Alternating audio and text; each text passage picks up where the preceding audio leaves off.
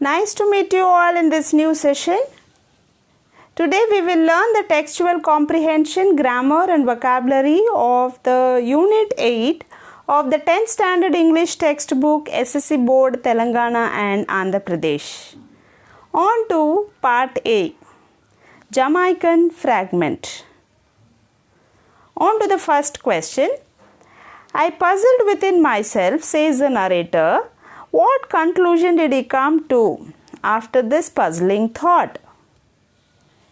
The narrator concluded that the black boy was not the son of a servant in the white boy's home, but was a boy of equal status, either a playmate or a neighbor's child, as they both were dressed alike. On to the second question. For a whole day, my faith in my people was shaken.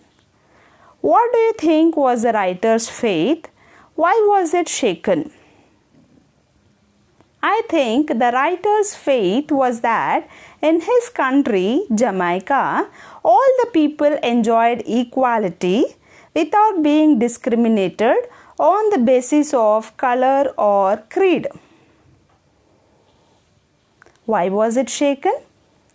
This faith was shaken because he saw a little white boy ordering a little black boy, and the black boy was obeying all the orders submissively.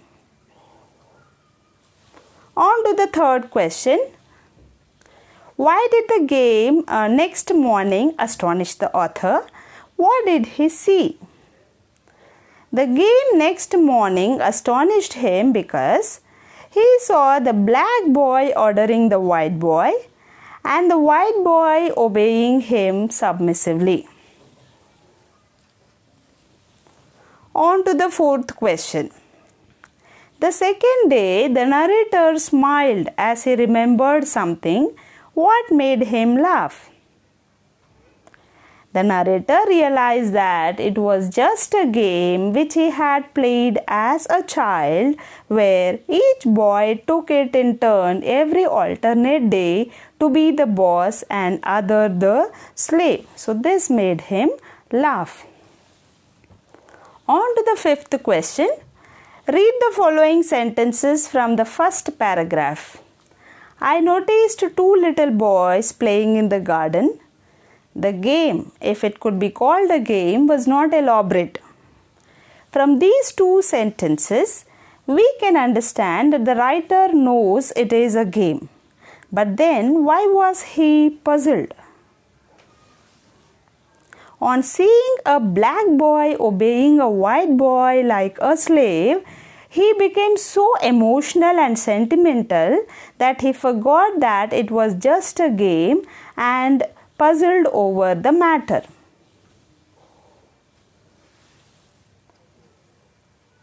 On to the sixth question. If the writer had seen the second day's game on the first day, what would he have thought about it?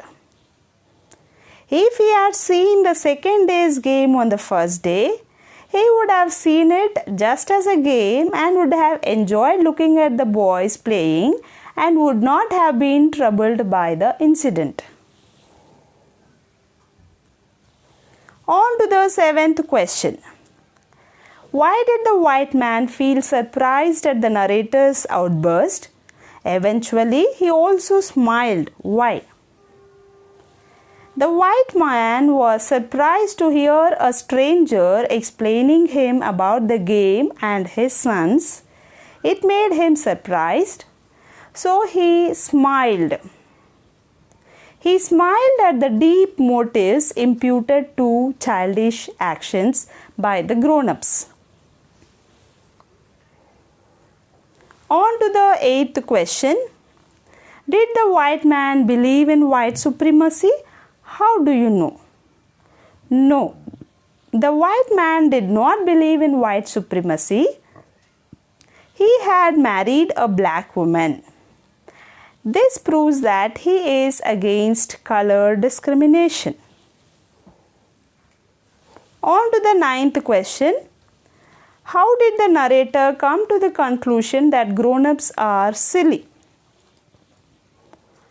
On the first day, when he saw the white boy commanding the black boy, he puzzled over this incident the whole day, and his faith in his people had shaken.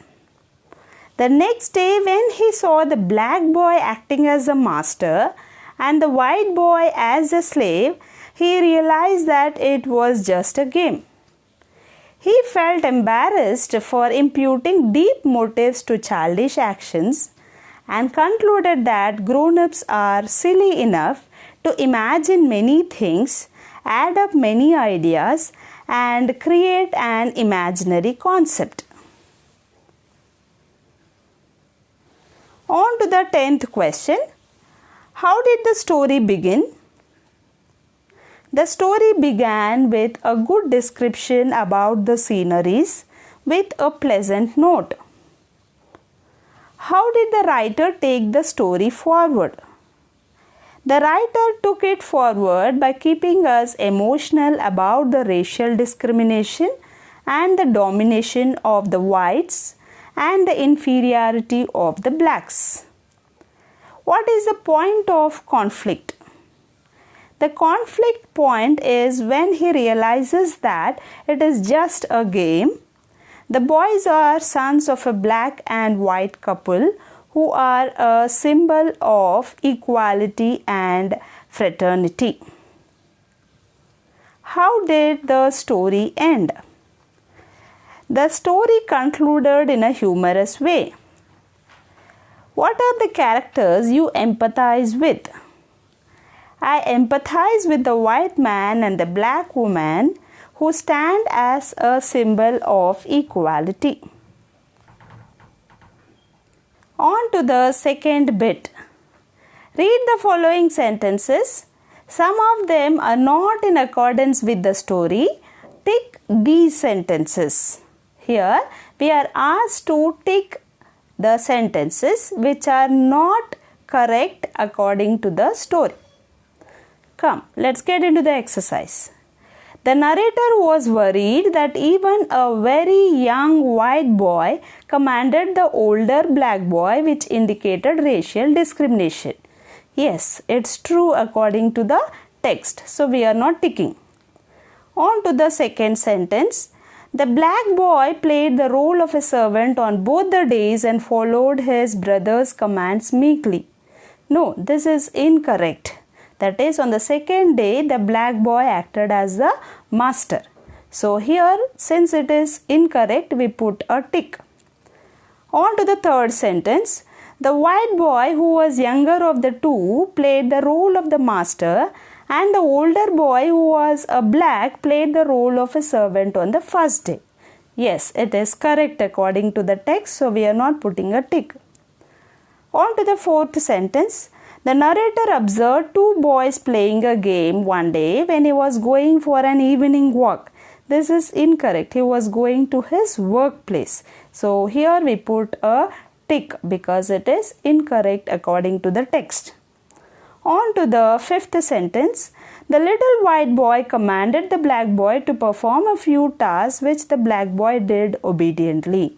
Yes, this is correct according to the text, so we don't put a tick. On to the vocabulary part.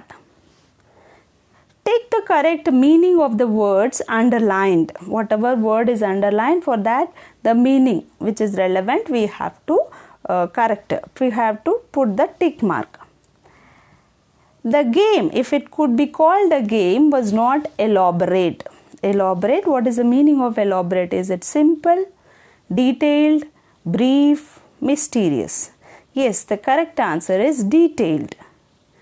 The little boy strode imperiously up and down. Here, imperiously means proudly. This man, I said to myself, will puzzle all day on whether the blacks will eventually rise and rule the world. What does the word eventually mean? Yes, it means finally. On to the fourth sentence. Could it be that the little dark boy was a son of a servant in the home and therefore had to do the white boy's bidding? What does the word bidding mean here? Is it advice, instruction, order, or suggestion? Yes, it is order. The white youngster walked abjectly behind him. What does the word abjectly mean here? Is it submissively, unhappily, miserably, secretly? Yes, the right answer is submissively. On to the second bit. The following words or phrases describe the two boys in the story Jamaican fragment. Now look for other words in the lesson and describe the two boys. Write your words in the appropriate column. So if we go through the text, we find these words, the words which I have put in the first column, that all are describing the white boy. You have still more words. I have taken just 5 of them, and the words below the black boy, they all denote the description about the black boy. The white boy is described as little fellow and little brown hair. This is a description about him. Little white boy, white baby, white youngster. And for the black boy, some of the descriptions are very dark, coal black eyes, strong little Jamaican, little brown boy, and dark master. On to the next bit. Read the following sentence. The bigger of the two was a sturdy youngster, very dark, with a mat of coarse hair on his head and coal black eyes. In the above sentence, the narrator described the hair and eyes of the boy in an effective way. Now, here we have the definition of metaphor. A metaphor is a word or a phrase used in an imaginative way to describe something or somebody in order to show that the two things have the same qualities and make the descriptions more effective. Now, the hair of the boy can also be described as the hair of the boy is like a mat. Here, this is a simile. A simile is a figure of speech that expresses the resemblance of one thing to another of a different category, usually introduced by like or as. So, like or as are the keywords for simile. Read the following paragraph and identify the similes and metaphors in it. Sunita was an exceptional student. She was good at sports and other co-curricular activities too. One day the teachers were talking about her. The maths teacher said fondly, "My Sunita is a Shakuntala of our school." The science teacher said, "She is as clever as Kalpana Chawla and as hard-working as Marie Curie. One day she will bring the Nobel Prize to our country." The physical education teacher started singing the praises of Sunita, saying, "You know, she runs like a hare and swims like a fish. And in the boxing ring, she is a leopard. I must say she is a Mary Kom of our state." Unlike other teachers, the social studies teacher hated this girl as Sunita belonged to the so-called lower caste. She said, "Sunita, a hare, a fish, and what is that? A leopard? She is more an animal than a girl, I suppose." All other teachers said in unison, "Yes, she is an animal for animals that cannot understand the metaphor in a language." So this is a very stimulating concept here, wherein we find some metaphors and similes and we are supposed to identify them and write it down. I have done that for you. Metaphor is where one thing is directly compared to the other one, whereas in simile we have the words like and as. Here are the answers. Sunita is the Shakuntala of our school. This is a metaphor. She is as clever as Kalpana Chawla. This is a simile. She is as hard-working as Marie Curie. This is again a simile. She runs like a hare. This is a simile. She swims like a fish. This is again a simile. She is a leopard.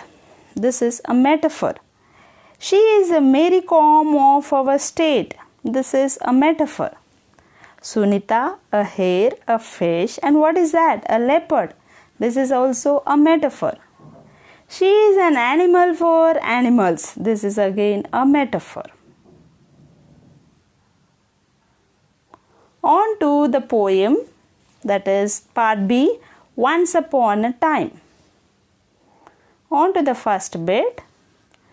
Take the option that will complete each of the following statements. In some cases, more than one option may be possible. So you can tick 2 options wherever it is relevant.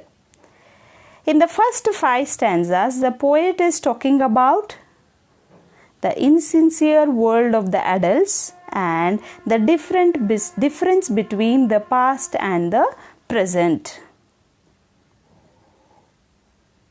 On to the second one. The last 4 lines of the poem suggest hope and regret. Regret is for forgetting his original smile. Hope is the hope that, the optimistic thought that he would relearn how to smile originally. On to the third sentence. The expression eyes block cold eyes means, yes, it means expressionless eyes as well as a state of lack of feelings. On to the fourth sentence. They in line 4 of stanza 1 refers to people in the past and all adults. On to the fifth sentence. Their eyes search behind my shadow means they try to look at the darker side of the person. On to the sixth sentence. The poet has learned. He has learned the ways of the world.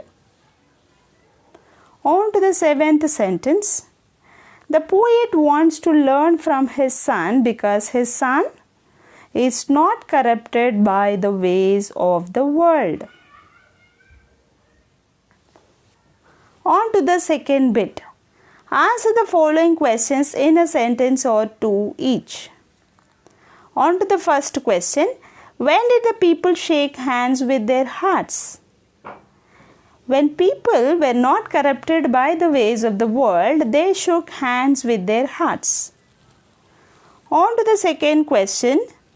What is the poet crying over? What help does he want from his son? The poet is crying over his inability to be honest and sincere. He regrets for being influenced by the ways of the world. He wants his son to help him regain his natural behavior, innocence, and his true smile. On to the third question. Most of all, I want to relearn how to laugh, for my laugh in the mirror shows only my teeth like a snake's bare fangs. What does the poet mean by these lines?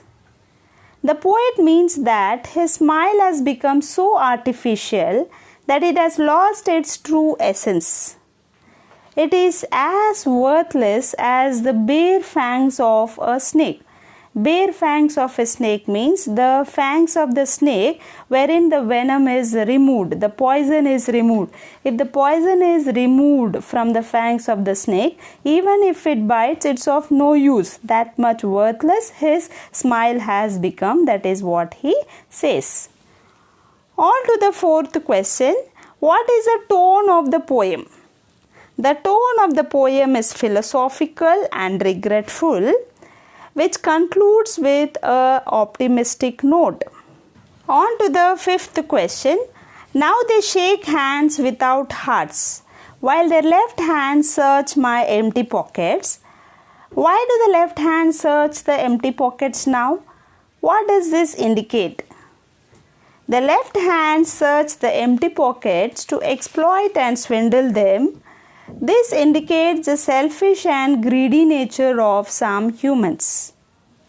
On to the sixth question. The poet uses certain words to express frustration and sorrow. Identify these words. The phrases eyes block cold eyes, doors shut on me, teeth like snakes bare fangs, shake hands without hearts, express frustration, and the phrases unlearn these muting things, want to relearn to laugh denote sorrow. On to part C. What is my name? The first bit, answer the following questions. The first one, what made Mrs. Murthy so restless to know her name?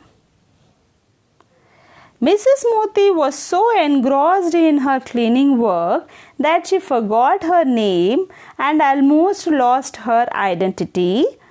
This made her restless to know her name. On to the second question. Do you notice any change in Mrs. Murthy in the first picture and Sarada in the second picture? Yes, I notice a lot of changes in Mrs. Murthy's first picture and Sarada in the second picture. Once she got her name back, she got her identity and self-respect back. She became confident, cheerful, sportive, and optimistic.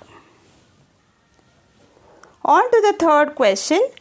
Do you find any similarities between Mrs. Murthy and the women in your family? If yes, list them. Yes, I find a lot of similarities between Sharada and the women in my family. They are generally confined to household works and looking after their children. On to the fourth question. Why do you think the writer decided to focus on the question of married women's identity? She decided to focus on the question of married women's identity because generally women are confined to household work after marriage. She wanted women to live their lives with equality, dignity, self-respect, and identity even after their marriage. On to the fifth question. Which part of the story shows that Mrs. Murthy feels her identity restored? The last part of the story, where Mrs. Murthy shows an album of her paintings to her children and insists her husband to call her by name, shows that Mrs. Murthy feels her identity restored. On to the sixth question. Dowry was given in Sarada's marriage. Is taking and giving dowry an offense? What are your thoughts on people offering and demanding dowry? Yes, taking and giving dowry is an offense. I think the people who are offering and demanding dowry are the reason for the existence of gender discrimination even today. They are a blot in the society. On to the seventh question. Make a list of activities or professions. Find out about women and men in varied professions. Is there any job that only a woman or a man can do? Discuss. There are many professions like doctor, engineer, teacher, lawyer, soldier, farmer, etc. Nowadays, women are involved in almost all the professions. Some jobs in the mines or industries can be done by men only because they are not safe for women. Hope this session was useful to you all.